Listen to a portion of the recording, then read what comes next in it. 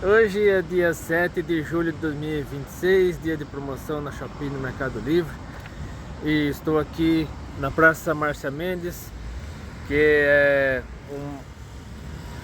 fica no Jardim Veracruz. Ali mais para cima fica o Central Park, que é um dos bairros mais antigos aqui da zona oeste de Sorocaba. Aqui é praticamente a entrada da zona oeste.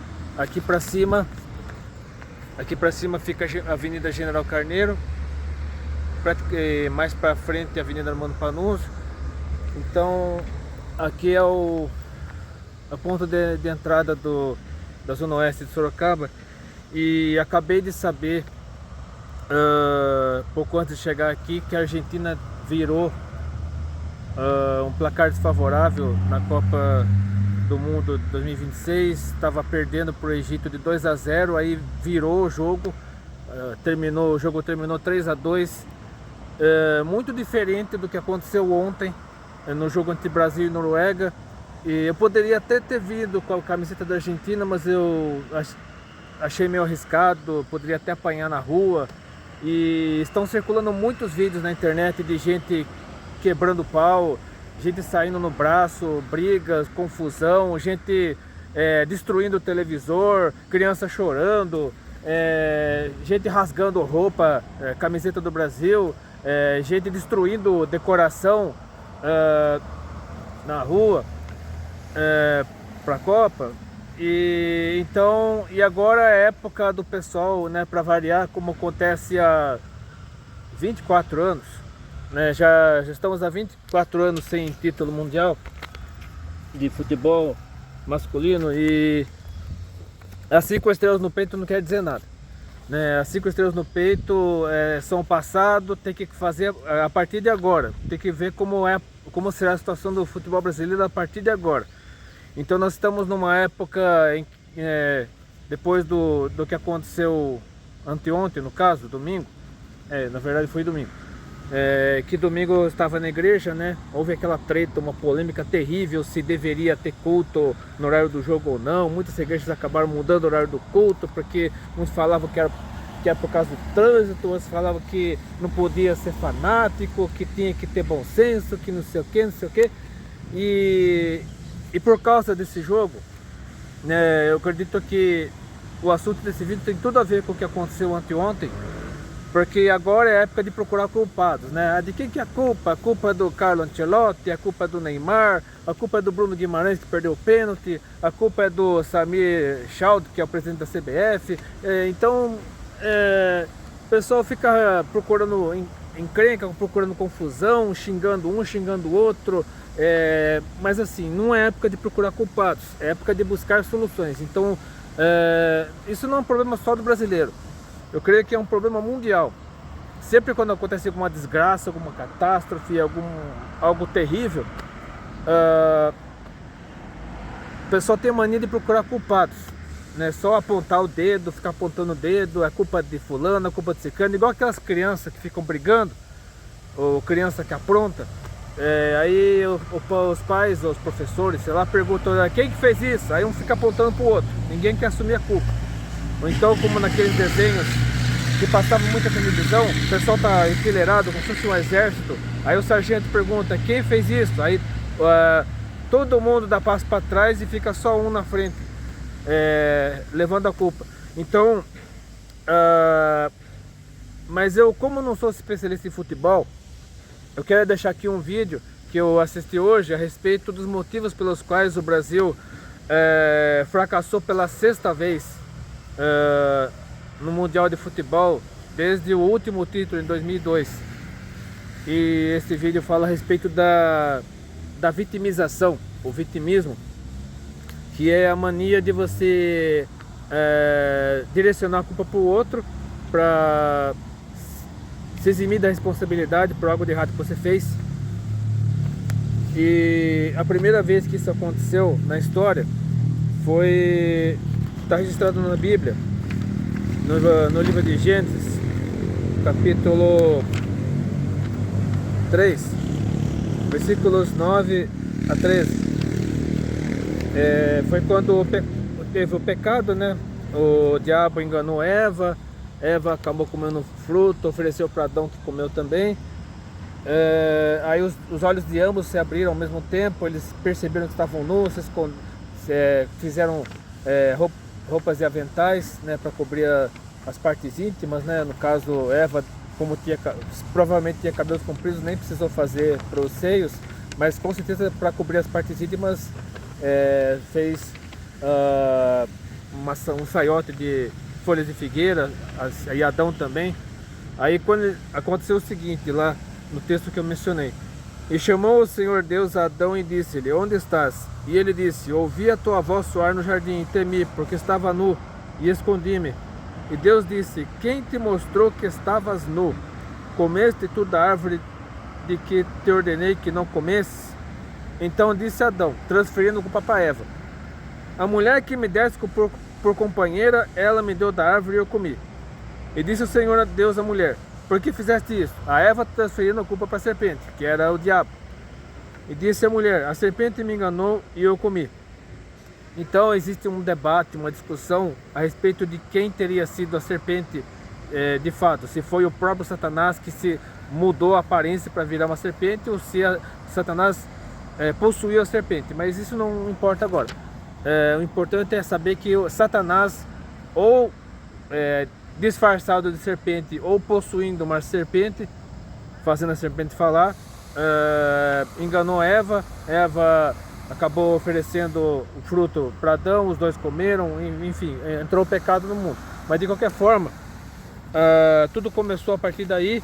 Um começou a apontar o dedo para o outro, ninguém queria assumir a responsabilidade, mas Deus, ninguém pode esconder nada de Deus. Deus sabe de tudo, Deus sabia exatamente o que aconteceu. Ele perguntou onde Adão e Eva estavam, porque ele queria que Adão e Eva respondessem, né? Então, algo semelhante aconteceu logo após o primeiro homicídio, porque se você for para o capítulo seguinte, lá para Gênesis 4, Deus aceitou a oferta de Abel, mas não aceitou a oferta de Caim. Caim ficou irado, tal. Deus disse a Caim que ele poderia dominar o pecado, tal. Mas Caim ficou ainda mais irado, aproveitou uma oportunidade e matou Abel. E aí Deus, dirigindo-se a Caim, disse o que está escrito aqui nos versículos 8 e 9 do capítulo 4. E falou Caim com seu irmão Abel, e sucedeu que, estando eles no campo, se levantou Caim contra seu irmão Abel e o matou. E disse o Senhor a Caim: onde está Abel, teu irmão? E ele, no caso Caim, disse: não sei, sou eu o guardador do meu irmão? Ou seja, Caim, além de se esquivar da responsabilidade, ele não queria assumir a responsabilidade pela morte de Abel. Ele peitou Deus, ele enfrentou Deus, né? Foi blasfemo praticamente, dizendo que ele não era responsável pelo irmão dele. Então ele foi petulante até com o próprio Deus. Aí no fim, mesmo assim, Deus teve misericórdia de Caim e fez um sinal em Caim para que ninguém o matasse. Agora vamos para outra passagem aqui no Salmo 1, versículos 5 e 6, que fala sobre as consequências do pecado. Claro que sabemos, como cristãos, sabemos que o pecado, a consequência final do pecado é a morte. Mas existe uma série de outras consequências que a Bíblia registra com relação ao pecado. Sempre quando uma pessoa peca, ela pode até se arrepender, mas as consequências vêm. Então, diz aqui no Salmo 1, versículos 5 e 6. Por isso, por causa do pecado, os ímpios não subsistirão. Por isso os ímpios não subsistirão no juízo, nem os pecadores na congregação dos justos. Porque o Senhor conhece o caminho dos justos, porém o caminho dos ímpios perecerá. E como eu falei a respeito do Brasil, né, da eliminação do Brasil pela Noruega na Copa de 2026, muitas pessoas falam do jeitinho brasileiro, né, que o brasileiro ele é desonesto, a ponto de, em muitos lugares do mundo, eu creio que principalmente na Europa isso acontece, Quando um brasileiro entra numa loja, o lojista sabe que é brasileiro, ele fica de olho e manda os funcionários ficarem de olho para ver se não rouba alguma coisa. Mas de qualquer maneira, o jeitinho brasileiro não é exclusividade nossa. O jeitinho brasileiro é apenas um nome dado aqui no Brasil para desonestidade, para esperteza, no mau sentido da palavra.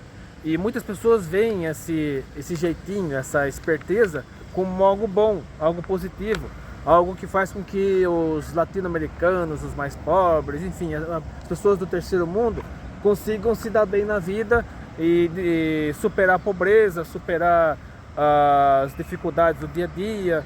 Aí acontece o que a agenda woke tanto prega por meio do cinema, por meio da televisão, por meio do entretenimento de uma maneira geral, que é incentivando a criminalidade, incentivando a desonestidade, incentivando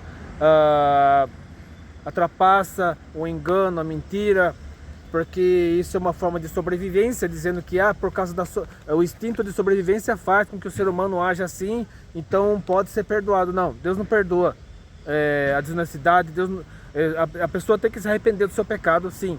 Deus perdoa se a pessoa se arrepender, mas Deus, ele não faz vista grossa. Deus não passa pano para desonestidade, para roubo, para falsificação, para nenhuma coisa errada que é feita, por mais que a pessoa tente justificar isso por meio, mas é porque eu estou passando fome, é porque minha família está numa situação difícil, é porque eu vivo na rua, porque não sei o que, não é desculpa. Quem vive na presença de Deus consegue viver bem, sem precisar ser desonesto, sem precisar passar a mão, sem precisar passar por cima de ninguém, sem precisar trapacear, sem precisar roubar. Porque Deus provê. O nosso Deus é Deus da provisão. Ele providencia o necessário para nós sobrevivermos sem precisarmos ficar roubando, trapaceando, dando jeitinho. Vamos aqui também para Provérbios capítulo 19, versículo 3. E tem a ver também com o que aconteceu com o Brasil na Copa do Mundo, mais uma vez, e com muitas outras situações que acontecem no dia a dia. A pessoa coloca a culpa no outro. Eu estou aqui perto de um posto de saúde, ó. Esse aqui é uma unidade de saúde aqui, do lado da Praça Márcia Mendes. Então muita gente acaba furando a fila para conseguir vaga para algum exame, para alguma cirurgia, algum procedimento médico. E isso acontece em outras áreas também, na área educacional, na área para conseguir um emprego. Muitas pessoas dão um jeitinho, furam a fila, passam na frente do outro de uma maneira ímpia, e acham que está certo. Acha porque a situação está difícil, porque está difícil para todo mundo, não sei o que. Mas olha o que a Bíblia diz, o que o sábio Salomão disse em Provérbios 19, versículo 3. A estultícia, insensatez, loucura, enfim, a idiotice do homem perverterá o seu caminho e o seu coração se irá contra o Senhor. Então a falta de juízo do ser humano traz consequências ruins para o ser humano. E ele ainda fica bravo e coloca a culpa em Deus. Ele se blasfema contra Deus. Ele transfere a culpa para o outro, inclusive contra Deus. Então isso é o vitimismo. É uma das características do vitimismo, a transferência da culpa para outra pessoa. E ainda eu lerei mais 3 trechos do livro de Provérbios. Primeiramente capítulo 29, versículos 29 capítulo 23, versículos 29 a 32. Para quem são os ais? Para quem os pesares? Para quem as pelejas? Para quem as queixas? Para quem as feridas sem causa? E para quem os olhos vermelhos? Para os que se demoram perto do vinho, para os que andam buscando vinho misturado. Não olhes para o vinho quando se mostra vermelho, quando resplandece no copo e se escoa suavemente. No fim picará como a cobra e como a víbora morderá. Aqui fala das consequências do vício. Aqui fala especificamente do álcool, mas qualquer tipo de vício, qualquer tipo de compulsão, né, que destrói o ser humano, traz consequências ruins para ele. Assim como para a família, de uma certa forma, né, porque a família tem que arcar com internação, com tratamento, com uma série de coisas. As consequências do vício acabam recaindo para a família toda, para as pessoas em volta. E se uma pessoa viciada trabalha numa empresa, acaba gerando consequências para a própria empresa também. Aqui em Provérbios 26, versículo 27, complementa isso. O que cava uma cova cairá nela, e o que revolve a pedra, esta voltará sobre ele. Mais uma vez, as consequências do pecado, as consequências da trapaça, do cambalacho, da tramóia, do engano, da esperteza no mau sentido. E finalmente, Provérbios capítulo 28, versículo 13.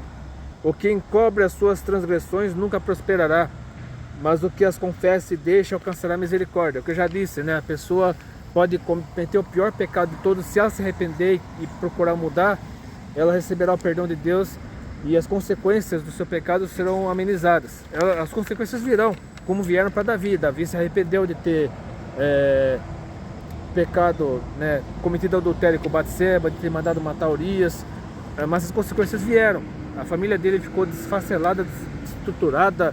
Aí ele perdeu 3 filhos, uma filha dele foi estuprada, enfim, aconteceu coisas horríveis na família dele como consequência do pecado de Davi. Davi estava arrependido do seu pecado. Então as consequências acabam vindo, em maior ou menor proporção, mas elas sempre vêm. Agora vamos para Isaías capítulo 5, versículos 20 a 21. Ai dos que ao mal chamam bem, e ao bem mal, que fazem das trevas luz, e da luz trevas, e fazem do amargo doce, e do doce amargo. Ai dos que são sábios a seus próprios olhos, e prudentes diante de si mesmos.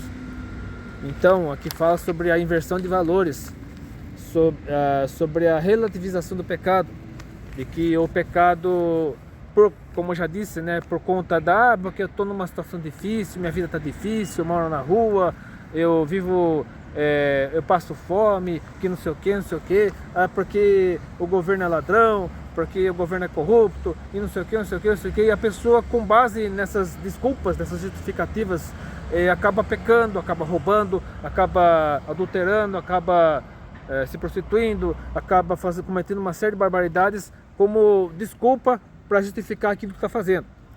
Então é o vitimismo. E deixa eu ver o que mais. Tudo isso que eu falei é do Antigo Testamento. Agora nós vamos para o Novo Testamento, para que ninguém me acuse. Mas porque isso aqui é o Antigo Testamento, porque depois que Jesus veio mudou tudo. Não mudou. Ficou ainda mais exigente ainda. Nós, como cristãos, conhecedores da palavra, segundo Jesus Cristo, devemos ter a consciência de que a situação ficou ainda mais estreita, ficou ainda mais difícil, mas com Deus nos ajudando, Deus nos orientando, conseguiremos vencer, mas somente venceremos com a ajuda de Deus, não por nossos próprios esforços. E Jesus disse aqui no Evangelho segundo Mateus, capítulo 10, né, versículos 26 a 28. Portanto, não os temais, no caso, os inimigos do Evangelho, porque nada há encoberto que não haja de revelar-se, nem oculto que não haja de saber-se. O que vos digo em trevas, dizei-o em luz, e o que escutais ao ouvido, pregai-o sobre os telhados. E não temais os que matam o corpo e não podem matar a alma. Temei antes aquele que pode fazer perecer no inferno a alma e o corpo. Então, repetindo, não podemos esconder absolutamente nada de Deus. Por mais que façamos tudo debaixo do pano, por mais que tentemos esconder algum golpe, alguma trapaça, alguma trambicagem, algum cambalacho, não existe crime perfeito. E usar isso como desculpa, porque eu sou pobre, porque eu tive um trauma na minha infância, porque eu sofri isso, porque eu sofri aquilo, eu estou apenas me defendendo com as armas que a vida me dá, porque a escola da vida me ensinou assim, e não sei o que, e não, você vai para o inferno. Se você tiver esse pensamento, você vai para o inferno. Você precisa se arrepender, você precisa voltar seus olhos para Jesus, se arrepender dos seus pecados, permitir que o Espírito Santo transforme a sua vida, mudar a sua mente, não se conformar com esse mundo, mas ser transformado pela renovação do seu entendimento. E agora vamos para Gálatas capítulo 6, versículo 7 a 8, que é um texto clássico a respeito da lei da semeadura. Não erreis, Deus não se deixa escarnecer, porque tudo que o homem semear, isso também ceifará. Porque o que semeia na sua carne, da carne ceifará corrupção, mas o que semeia no Espírito, do Espírito ceifará a vida eterna. Então, as consequências dos nossos pecados, elas virão cedo ou tarde, mas se nós nos arrependermos dos nossos pecados, as consequências virão em menor intensidade, mas elas virão de uma maneira ou de outra, mas alcançaremos a vida eterna. Mesmo que venhamos a sofrer as consequências dos nossos erros, Deus nos ajudará a superar tais consequências, nos dará força para superar toda adversidade, toda dificuldade, e se permanecermos fiéis até o fim, receberemos como recompensa a vida eterna. E aqui, tanto que na primeira carta de João, capítulo 1, versículo 9, a Bíblia nos diz o seguinte: se confessarmos nossos pecados, Ele é fiel e justo. No caso, Deus é fiel e justo para nos perdoar os pecados e nos purificar de toda injustiça. Eu quero terminar ainda na primeira carta de João, só que no capítulo 2, versículos 1 e 2. Meus filhinhos, estas coisas vos escrevo para que não pequeis. E se alguém pecar, temos um advogado para com o Pai, Jesus Cristo o justo. E Ele é propiciação pelos nossos pecados, e não somente pelos nossos, mas também pelos de todo mundo. Então, que esta palavra fique gravada no seu coração. Não permita que o vitimismo tome conta de sua vida a ponto de você achar que nasceu assim, cresceu assim, morrerá assim. Deixe de lado a síndrome de Gabriela. Você pode mudar sim, mas não por seus próprios esforços. É só você se arrepender dos seus pecados, render-se aos pés de Cristo, converter-se verdadeiramente a Jesus, permitir que Deus seja o seu Pai, ter um relacionamento com Ele. Aí o Espírito Santo mudará a sua vida.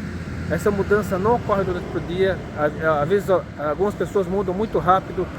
Por exemplo, quem é viciado em drogas acaba perdendo o vício muito rápido, outros demoram anos, mas o Espírito Santo transformará a sua vida. E fica as palavras no seu, em nome de Jesus. Deus abençoe. Se você gostou desse vídeo, curta, compartilhe, favorita, se canal, pesquisa. O desviado é o mais difícil de falar do amor de Deus. Aí você pergunta, então por que você não serve mais a Deus? Por que você não é mais cristão? Ele diz, porque eu estava na igreja A, na igreja B, e as pessoas são ruins, e falavam do meu nome, e me criticavam. É engraçado, você trabalha, e quando você encontra pessoas ruins no seu trabalho, você não muda de trabalho. Quando você encontra pessoas ruins na faculdade, o jovem não muda de faculdade. Quando ele encontra pessoas ruins no condomínio que ele mora, ele não muda de condomínio. Mas qualquer coisa que ele vê dentro da igreja, erro do cristão, ele se desvia de Jesus Cristo. Sabe do que a nossa sociedade está cheia? Está cheia de desculpas. O ser humano é bom para se vitimizar. O ser humano é bom para dizer que a culpa é de